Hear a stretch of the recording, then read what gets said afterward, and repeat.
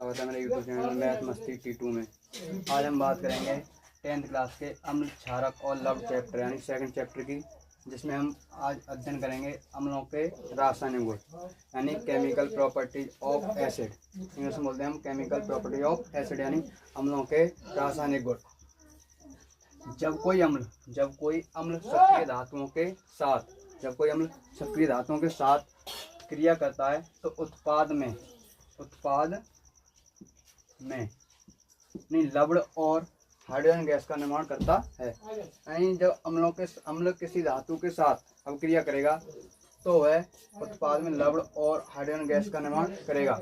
जैसे कोई अम्ल है और किसके साथ क्रिया करता है, धातु के साथ क्रिया करता है, तो उत्पाद में लवण बनाएगा और हाइड्रोजन गैस को मुक्त करेगा यानी हाइड्रोजन गैस निकालेगा। जब कोई अम्ल किसके साथ, धातु के साथ अभिक्रिया करता है तो लवण और हाइड्रोजन गैस बनते हैं यानी लवण बनेगा और हाइड्रोजन गैस निकलेगी। जैसे एग्जांपल देखते हैं, कोई धातु है हमारे यानी अम्ल ले लें हम, कोई धातु ले ली हमने Zn यानी जिंक, इसका नाम है जिंक, क्या बोलते हैं जिंक, और किसके साथ अभिक्रिया करता है, सांद्र सल्फ्यूरिक H2SO4 के साथ अभिक्रिया करता है, इसका नाम होता है सांद्र सल्फ्यूरिक अम्ल। सांद्र सल्फ्यूरिक अम्ल।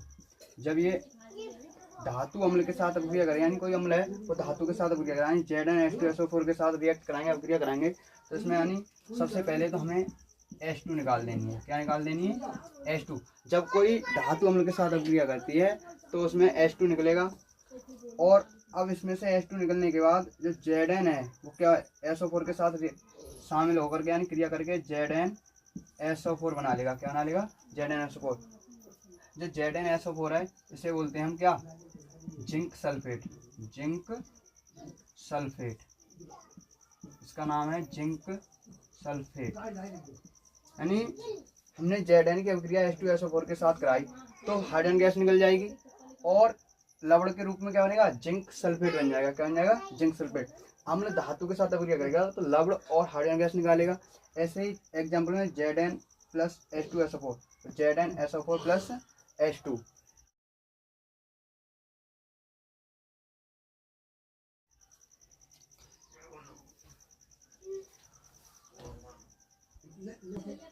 अब हम दूसरे एग्जांपल की बात करेंगे। जैसे हमारी धातु है Mg मैग्नीशियम, और मैग्नीशियम को हम H2SO4 के साथ अभिक्रिया करा रहे हैं तो ये क्या बनाएगा, हमें पता है पहले हमें निकालनी है H2 गैस निकालनी है। क्या निकालनी है, H2 गैस निकाल दो इसमें से। यानी जब कोई अम्ल धातु के साथ अभिक्रिया करे तो उसमें से H2 यानी हाइड्रोजन गैस को निकाल दो। उसके बाद यानी H2 गैस निकल जाएगी तो क्या बचेगा, यहाँ पर SO4 बचेगा और इधर Mg, तो Mg मिलकर के SO4 के साथ क्या बना लेगा, MgSO4। इसे बोलते हैं हम मैग्नीशियम सल्फेट।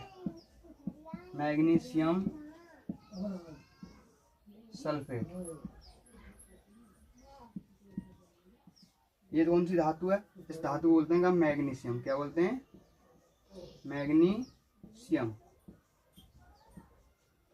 और ये है सांद्र सल्फ्यूरिक अम्ल, जो अभी पिछले उदाहरण में बताया था। मैग्नीशियम धातु की अभिक्रिया H2SO4 यानी सांद्र सल्फ्यूरिक अम्ल के साथ, और इस अम्ल को H2SO4 को अम्लों का राजा भी कहते हैं। क्या कहते हैं, अम्लों का राजा। यह तुमसे क्वेश्चन पूछ रहा है कि अम्लों का राजा किसे कहा जाता है, तो अम्लों का राजा H2SO4 को कहा जाता है। तो जब कोई धातु अम्ल के साथ रिएक्ट करे यानी अम्ल अभिक्रिया करेंगे किसके साथ, धातु के साथ, सक्रिय धातु, जैसे Zn है, Mg है, Na है, सोडियम, इनके साथ अभिक्रिया करता है तो उत्पाद में लवण बनते हैं और हाइड्रोजन गैस निकलती है। मैंने ऊपर लिख रखा है अम्ल प्लस धातु लवण प्लस हाइड्रोजन बनाएंगे, ठीक है। तो ऐसे ही Mg प्लस H2SO4 की अभिक्रिया कराएंगे तो MgSO4 और H2 गैस निकल जाएगी और लवण के रूप में मैग्नीशियम सल्फेट बन जाएगा।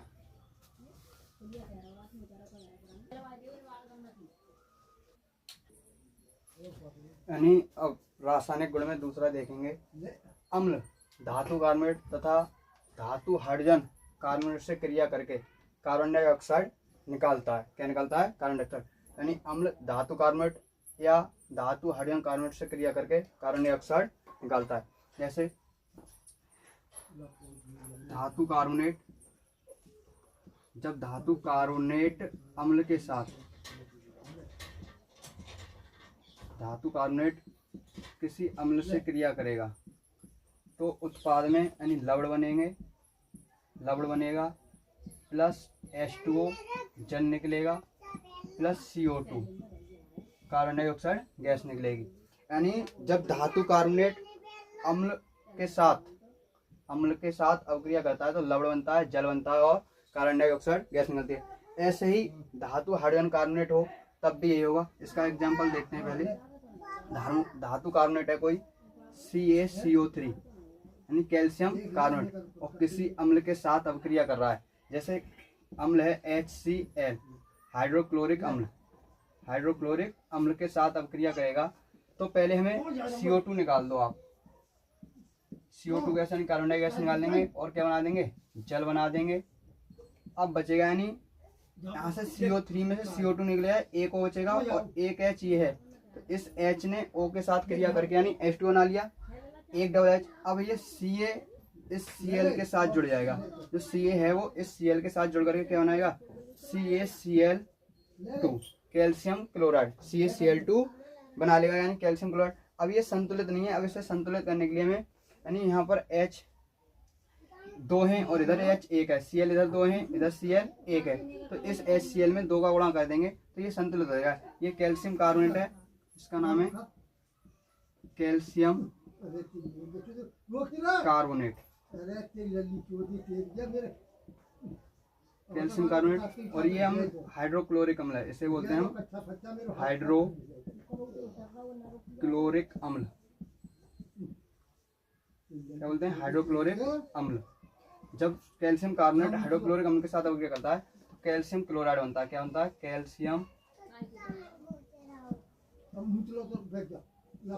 Calcium chloride. ये तो पता ही है, ये क्या है, जल, ये क्या है, कार्बन डाइऑक्साइड, कार्बन डाइऑक्साइड।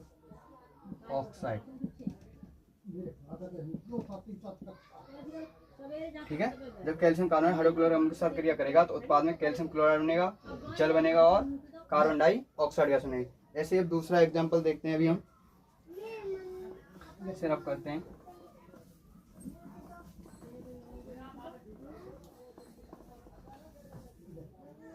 यानी धातु हाइड्रोजन कार्बोनेट, अब काय की बात हो रही है, धातु हाइड्रोजन कार्बोनेट यानी उसमें हाइड्रोजन आएगी, इसमें केवल धातु कार्बोनेट था, उसमें धातु हाइड्रोजन होगा।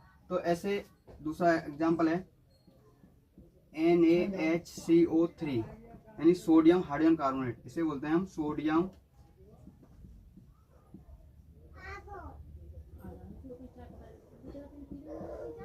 Hydrogen carbonate, sodium hydrogen carbonate.